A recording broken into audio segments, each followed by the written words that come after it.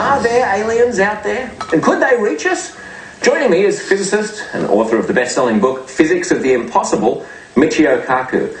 How do we even assess the likelihood of there being extraterrestrial intelligence out there? Look, as a scientist, I believe that we will inevitably make contact with alien life in outer space. Get used to it.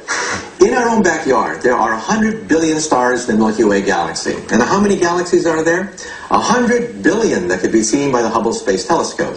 Now, multiply 100 billion times 100 billion. That's 1 with 22 zeros after it. So, in other words, to assume that we are the only game in town, give me a break. There are some who think that maybe once a civilization reaches the level of technological advance that we have, they tend to wipe themselves out with nuclear weapons or with environmental devastation, and they never survive for long enough in the cosmos to appear to us. Is this a... That's the problem. We are at that danger period right now, where in this century will determine the future of the human race. However, if you are a few more centuries out, a few more millennia out, you become immortal.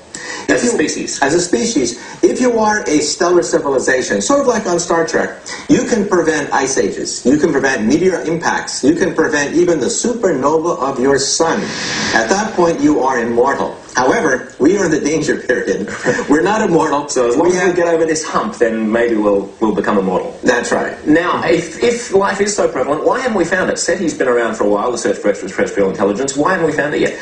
Most life forms out there in outer space are probably microbial. That is, germs, not very interesting. But a handful of them could have perhaps intelligent life forms that are maybe centuries or millennia, maybe millions of years more advanced than us, that can actually reach us. Now, from their perspective, we are like microbial life.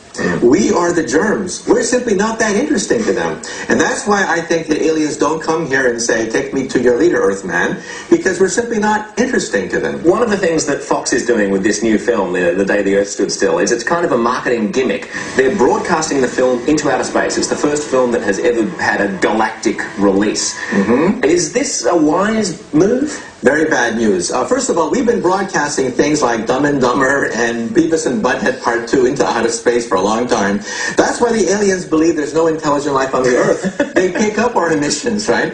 But this is the first movie to systematically beam its message into outer space. Very bad, I think. Why? Because look at what happened to the Aztecs of old Mexico when they met Cortez and the conquistadors.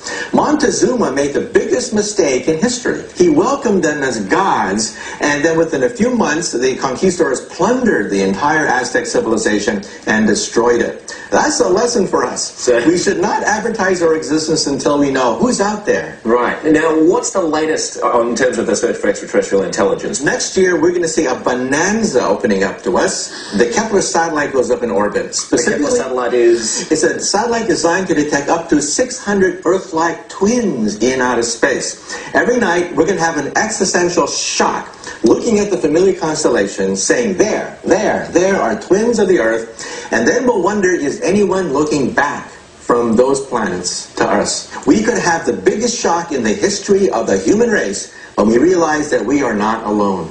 Great. That's fascinating stuff. Thanks so much for your time. Yeah, my pleasure.